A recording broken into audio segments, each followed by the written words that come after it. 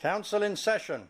Please stand for the Worshipful, the Mayor of the Borough Decorum, Councillor Brenda Link.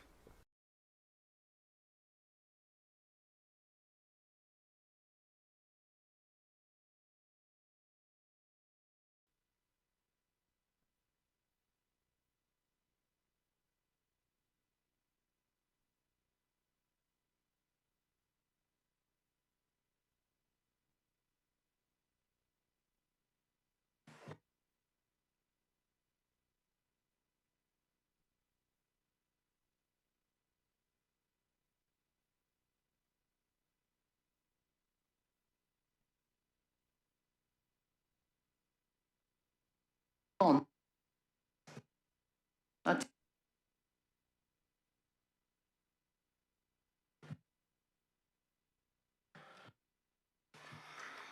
Right, sorry. I'd like to start by agenda item 1 with the minutes. Does council agree the minutes of the previous meeting held on the 17th of July 2024? Thank you. And then there's declarations of interest. Agenda item 2, declarations of interest. Do we have any? No. Right, carry on. Item 3, public participation. There's none. Thank you. And now for announcements. Yeah. Agenda item 4. I have some announcements. I'm sad to announce the passing of Honourable Freeman Daniel Zamit, who was a former Chief Executive of the Decorum Borough Council. Before we hold a silence to remember Daniel, does anyone wish to share any reflections?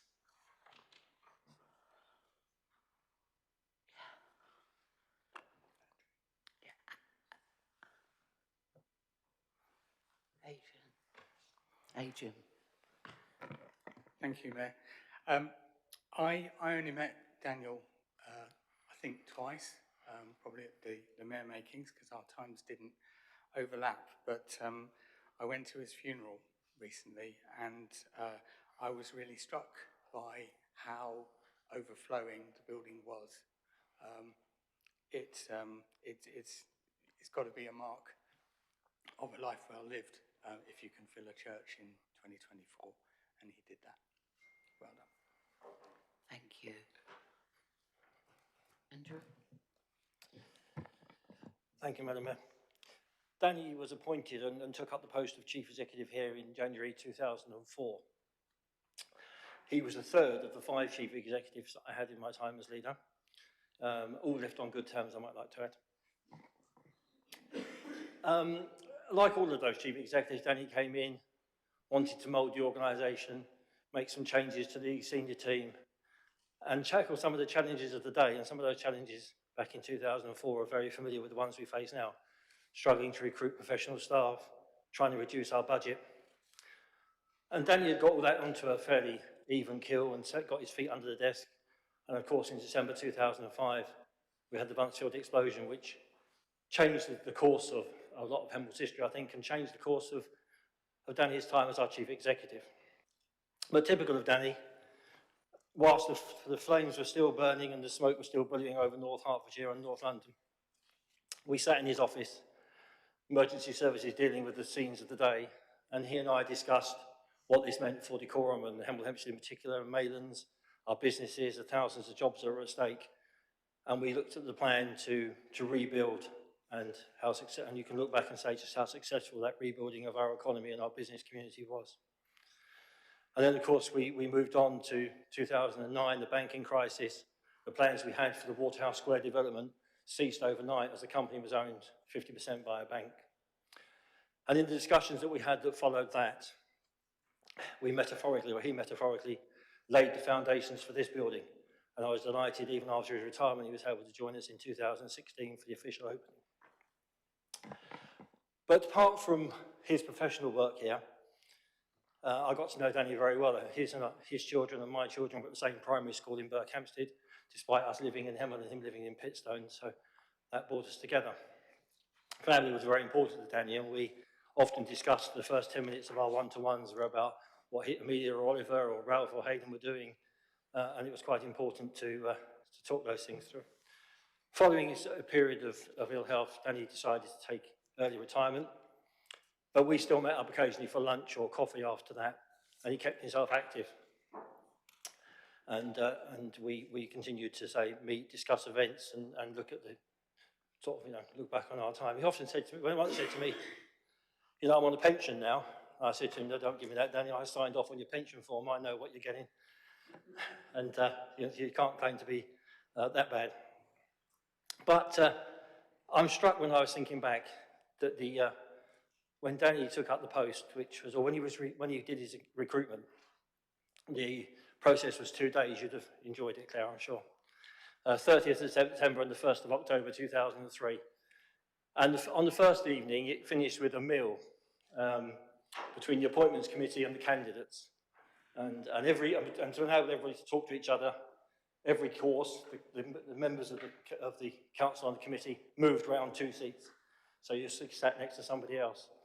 And it was typical that first thing that Danny said when I think we were doing dessert when we got around to Danny, and he said, "It's not what the council I want to talk to you about. I had 13-month-old twins, and I think Danny's first child, Amelia, was due in a few weeks' time. So what he wanted to talk about typically was my experience of bringing up children and the first year, any tips I had that he would have in his first year.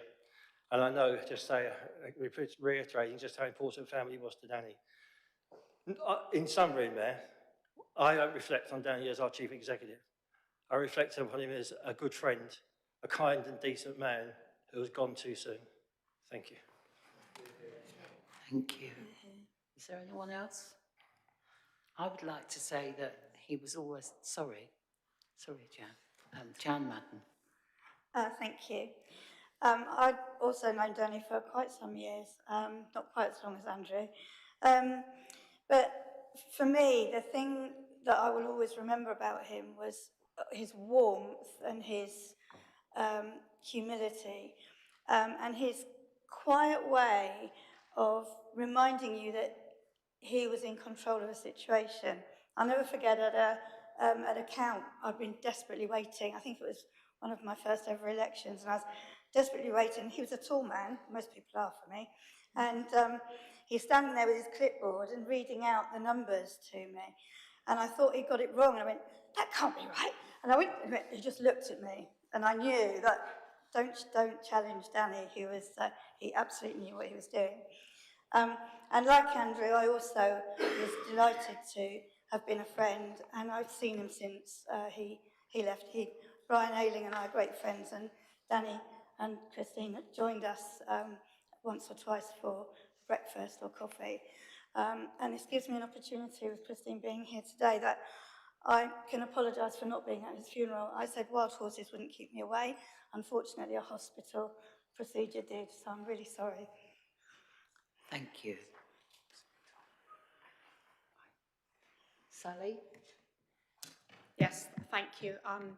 Thank you, Mrs. Mayor, Lady Mayor. I also knew Danny. I originally met him a bit later than Andrew. I was on the Great Gadsden Parish Council and chair of the Parish Council at the time that he was chief executive. Obviously, a different relationship, but he was obviously leading the council through a period when he was engaging with parish councils, and we did a neighbourhood plan at the time, and he was really helpful and engaged in all of that. So that was my experience of him as the chief executive, and he was then later replaced by Sally Marshall, who carried on that good work. I then worked with him as a trustee on the Pepper Foundation. For those of you that don't know, the Pepper Foundation is a charity based in Tring, works with Rennie Grove, and provides hospice at home care, sorry, a bit of a mouthful, for children. And Danny was absolutely committed to that charity, and I said alongside him, I was a trustee there, and it actually brought out, he brought all his experience of local government to it, and his passion and belief in doing good for local people and in Tring. And then more recently, he obviously has also been governor at Tring Park School, and I've worked with him again more recently interim. You know, like many of you, I am incredibly sad to have lost someone at so young an age, gone too soon, as you've said, Andrew. So my condolences to his family and friends. Thank you. Thank you. Now we'll hold 1 minute silence.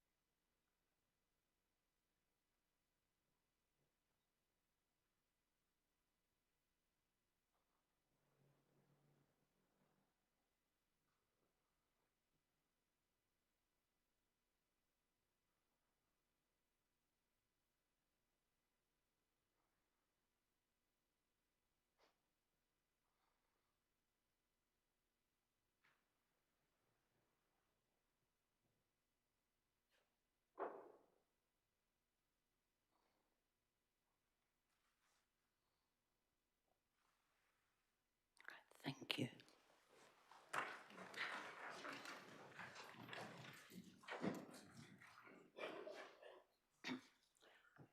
Thank you. I'm also really saddened to announce the passing of one of our ward councillors, John Burney, who represented the Bennett's End ward. Before we hold a silence to remember John, does anyone wish to share any reflections? Councillor Hannell. Thank you very much. In recent times, it's been easier to exist entirely in a political echo chamber that resonates your own view of how society should be organised and run. However, at times, you have to accept partnership working, sometimes across an ideological chasm. This is entirely the partnership that was chosen by the electorate of Bennett's End 17 months ago. At first glance, Councillor Burney had a fascinating and very impressive resume. Linguistics lecturer at Russell Group University, board member of an award-winning computer manufacturer, managing director of an international airline based in West Africa, mayor of Decorum. I mean, these are all things he told me. He wasn't one for self-deprecation. Before we started working together, I considered that Councillor Burney and I would have very little in common. When we first met, I concluded that I was right and it would be an extremely difficult person for me to like.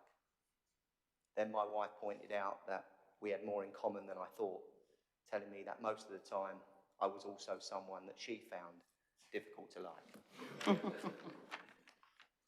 However, Councillor Burney and I persevered with each other and worked as our relationship developed and blossomed. And we discovered that our differences didn't really matter, because the only thing of importance that was the thing that connected us was that we wanted to do the best for the residents and the electorate in Bennett's End ward.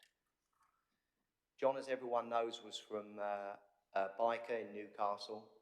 He called himself a Novocastrian and certainly not a Geordie. He called me many things, the politest of which was Trotsky. Although he'd left Newcastle many years ago, his Geordie accent, as we all know, remained. I told him on one occasion that there was a lot of frustration of residents at the DBC voice-activated switchboard. He didn't understand why it was causing so much concern. So I asked him to call the switchboard and complain in his accent about dog fouling on Coronation Fields. And he repeatedly kept put through to housing. He certainly developed an understanding of the frustration of the residents after that experience. Look, Councillor Burney was generous with his support, his collaborative working and his guidance, and he gave me as a new councillor a tremendous amount of time. And I chose to take everything that he called me as a sign of mutual respect. We developed an unlikely friendship, and I'll forever be grateful for his help to me personally and for everything he did for the residents in my home ward. I hope wherever you've gone, JB, that there's a scrutiny committee and you can go through that line by line. We're man. Thank you. Is there anybody else?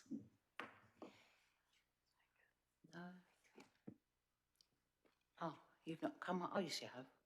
Adrian, England. Thank you. Thank you, Mayor.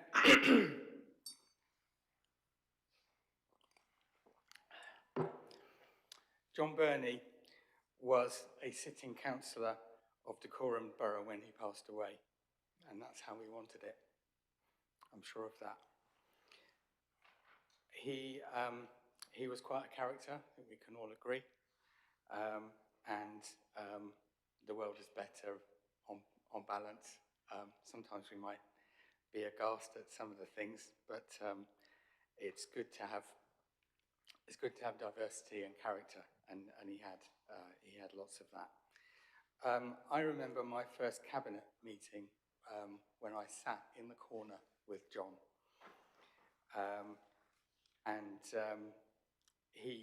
I can't remember what he called me, but it wasn't that polite.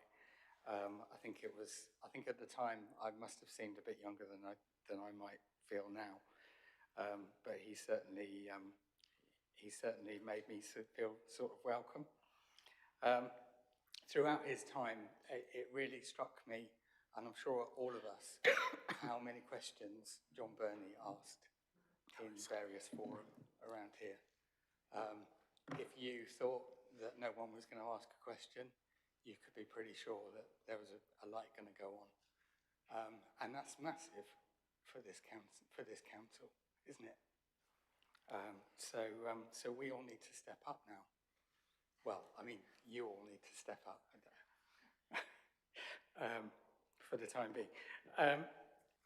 So I am also really pleased that in July, when he made the fantastic effort to get here and attend his last council, that he was able to be here. And throughout that meeting, I worried for what was going to happen to him right there and then. That's how much of a risk he was taking by insisting on being here. And I didn't think he was going to speak, but then it became apparent that he had a question to ask. And I messaged the top desk here to make sure that they spotted that he wanted to ask a question, because it was so important that he did. And I really feel that this is one of the best things that's happened since I've been a councillor, was that we were able to make that happen for him. And I think that's all I've got to say. Rest in peace, John Burney. Thank you. Councillor Williams? Thank you, Madam Mayor. Yes, I mean, Peter's, Councillor Handel has covered some of the points of John's early life, and he had a very varied and exciting career across the world, really, forming companies and lecturing in Africa and doing all sorts of bits. But then he came back to Hemel Hempstead, and then the real excitement began. And in 2015, he was elected in Bennett's End, and I was elected in Boxmoor, and we were councillors together, and much as we are. But in 2019, for different reasons, we both ended up being councillors in Adeyfield East. And I was staggered even then, when I think when he elected then, he would have been about 79. The amount of doors he could knock on, and the amount of leaflets he could deliver, and just how much effort he put into polling day. I was really concerned even then that by the end of the day, it was, he would have done too much. What I learned during my 4 years together as ward councillors is not only that he could be a bit cantankerous, but also you need to have read the brief, because he certainly would have read the brief. And what I was really grateful for was that how he dealt with planning applications in the ward. He would often send me 3-4 pages of script where he analysed planning applications, the 45-degree light on windows, and all the other foibles of planning that should or should not a planning application be granted. He was a man of great detail.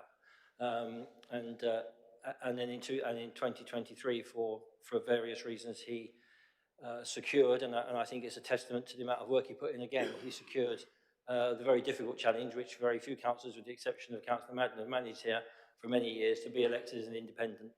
And as I say, he even continues independent, putting a great amount of work, and for the way in which he represented his constituents, he will be sorely missed. So rest in peace, John. Thank you. And Councillor William Allen.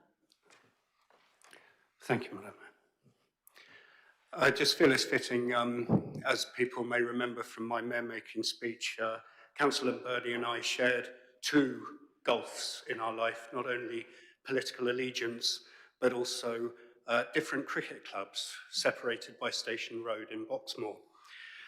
And I think it's important to acknowledge that beyond his ward's duties, he was very involved in the community in a number of ways, one of which was Hemel Hempstead Town Cricket Club. He could happily be credited with being the driving force behind the building of their two-storey pavilion just off Station Road. And that is a legacy that he leaves behind him for the cricketing life of this town. And I think it's important that he's publicly commended for that commitment and hard work over many decades for the town in a variety of arenas. Thank you. Oh, and Madam Mayor, you may need to work out what to do with his special bottle of Plymouth gin in your fridge. Oh, yes, we were just, yes. There's not much left, I don't think.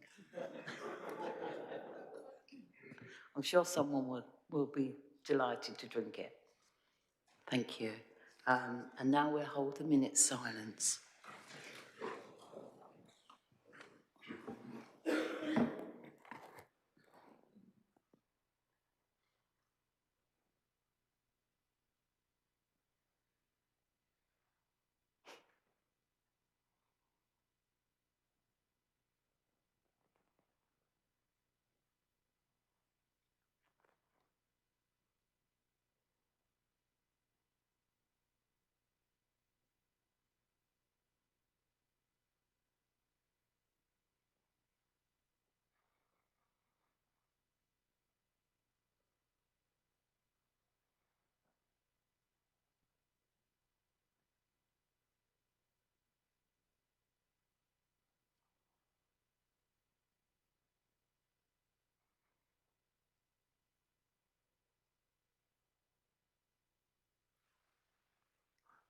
Thank you.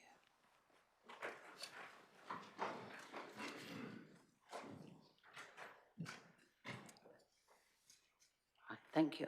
Now to moving on, are there any announcements from the Chief Executive? Thank you, Madam Mayor.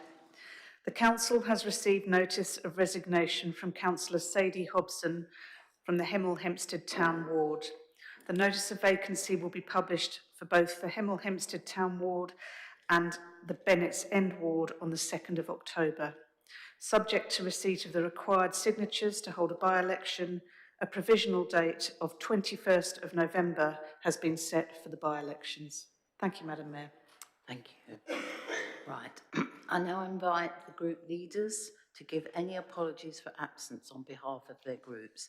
Councillor England? Councillor David Deacon. Thank you. Councillor Williams? Councillor Nigel Durrant. Thank you. Councillor Mitchell? Apologies for Councillor Pesh. Would it be appropriate to welcome Councillor Silwell to our group at this point? Yes, welcome. Thank you. Do we announce anything? Just no. But he's welcome. Thank you. Thank you. And that will be that. And then moving on to agenda item 5. I draw to your attention the portfolio holder updates as published with the agenda, and I'll invite questions against each update in turn. First, though, I invite Councillor Adrian England to give his verbal update as leader of the council. Thank you, Mayor. So this is the second full council since the general election, and as most of us know, there have been some big announcements on things affecting local government, affecting this borough and our county. On devolution, the government is seeking ideas for a devolution deal, and their general thinking is an area the size of a county or larger, and having an elected mayor as leader. That would not mean the end of decorum borough council. It would be a change at a higher level. I'm not sure that is what is best for decorum, but the government will be able to set out its own ideas a little bit more fully, and then decorum and the other parts of the county will respond more fully than we have. At the moment, we've given a holding response that we're keen to be in that conversation. I hope that the benefits of something that decorum has been involved in will continue to be felt through that process, and that is decorum's leading part in the trailblazing Southwest Hearts Joint Strategic Plan.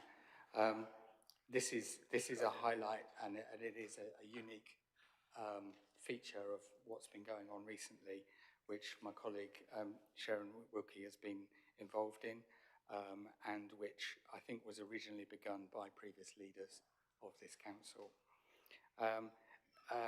There's also been an announcement on the National Planning Policy Framework, and decorum submitted its response to the 106 questions on the consultation yesterday. On the local plan, officers have been working hard during the summer to scratch their heads and figure out how we can respond to the big increase in housing target, which has been announced. As leader, I recognise the investment and the infrastructure that the local plan will unlock for this borough. I recognise the affordable housing delivery that we have coming through now, which will be at risk if we have to start again on a new NPPF.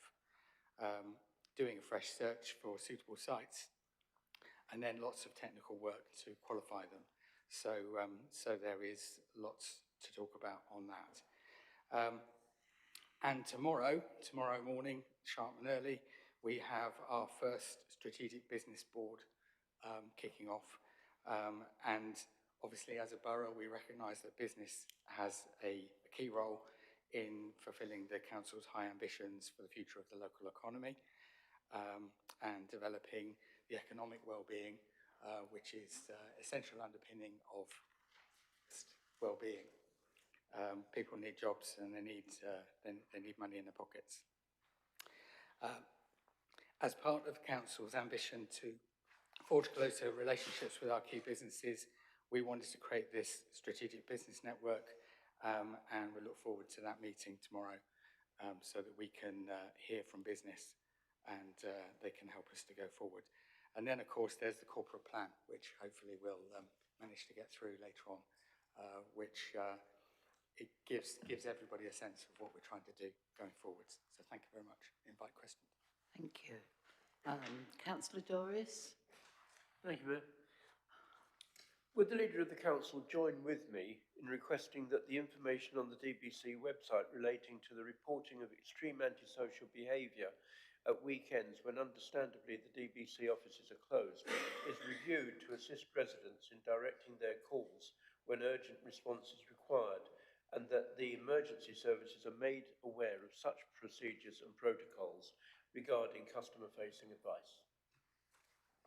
Councillor England? Yes, I will. Thank you for the question. You haven't got another question? No? No, fine. Councillor Anderson? Thank you, Madam Mayor. Would Councillor England, as a spokesperson for the administration, please explain to the council what's the point in having a place portfolio without responsibility for the local plan? I mean, it's almost, I mean, it's about 4/5, 9/10 of the role. And if the current holder wanted no part in the local plan, why isn't the administration appointed somebody who does? Councillor England? I took advice on this when I became the leader and when it became clear what was going to happen with the plans of the Labour government.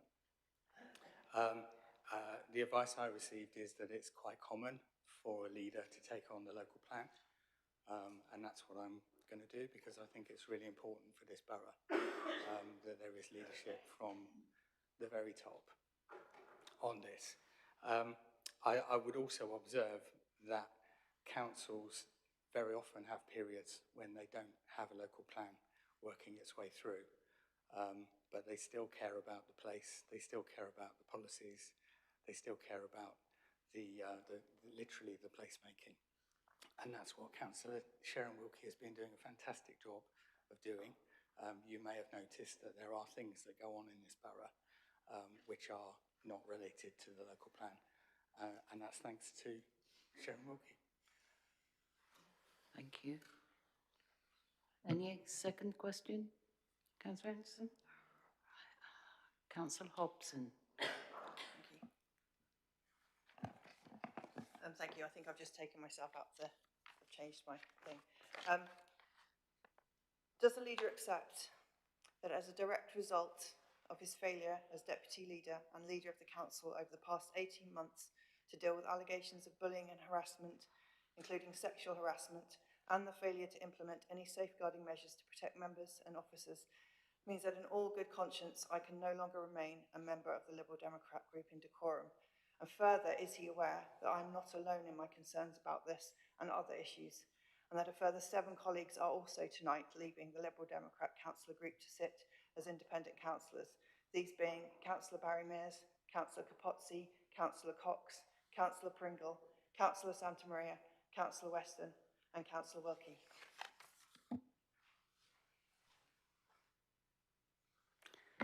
Thank you for the question. I think that in order to answer that question, I would need to refer to some documentary evidence of messages between myself and the group whip during the period in which it was made clear to me by the group whip as representative of the complainants that I was not at liberty to deal with this issue until just before the group elections. I would also refer members to the decision notice in the recent standards hearing. Do you want to come back, Claire?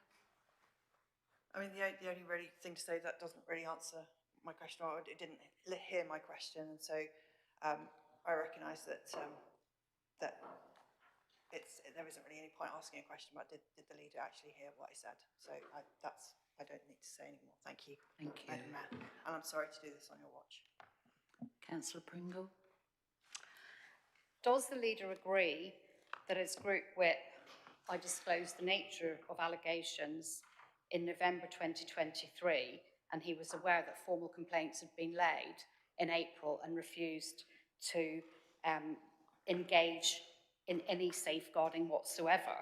And does the leader believe that safeguarding procedures for elected councils are fit for purpose, in that matters of a sensitive nature, such as sexual harassment, are determined by close colleagues of the parties involved? Are they fit for purpose? Councillor Nguyen.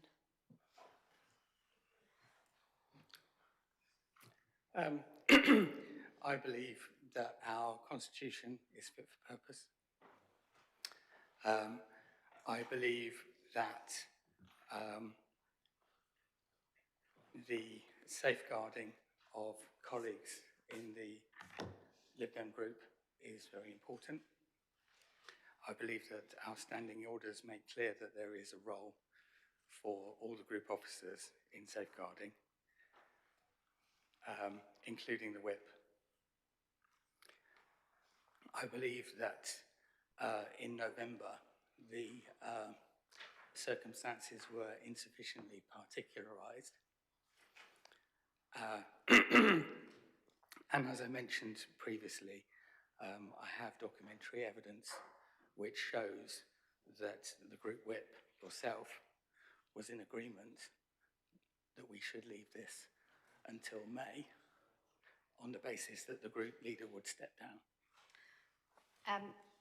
Our recollections may differ, Councillor England, but I'm not going to be distracted from the broader question.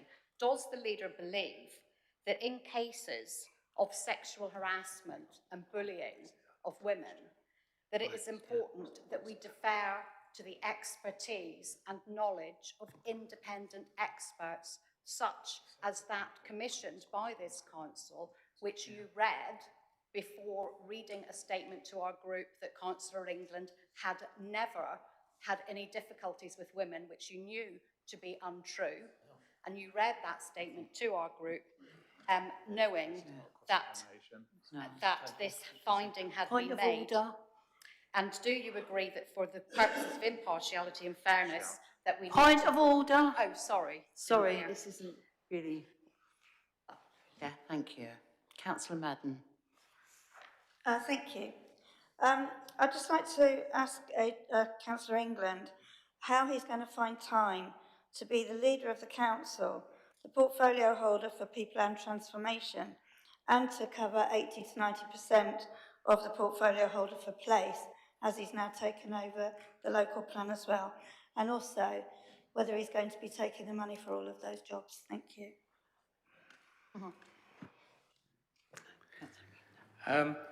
The money question is obviously an important one, of interest to the public.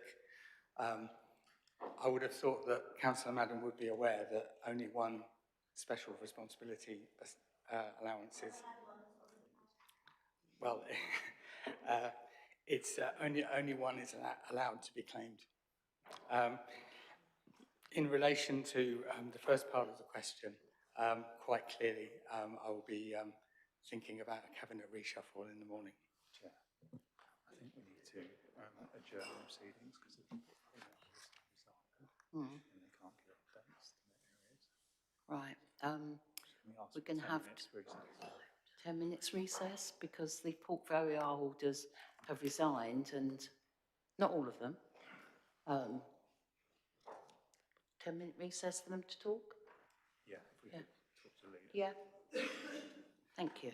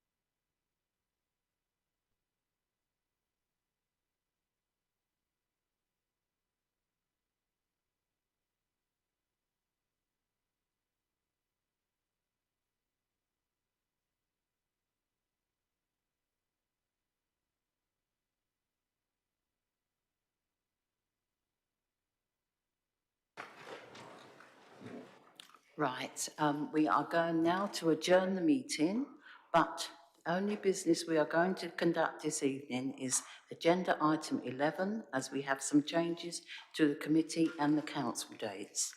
Adrian, could you give the dates, please? Yeah, we have changes to the dates. The SPAY meeting taking place on the 9th of October will now start at the earlier time of 7 p.m. to allow sufficient time to discuss the agenda, which includes local plan. The Cabinet meeting scheduled to take place 22nd October to be moved to the 14th of October. And there will be an extraordinary meeting of the Council regarding the local plan taking place on the 15th of October. Thank you. Right, thank you. We will convene again on the 15th of October at the extraordinary meeting and carry on with any business then. Okay? Good night. Thank you.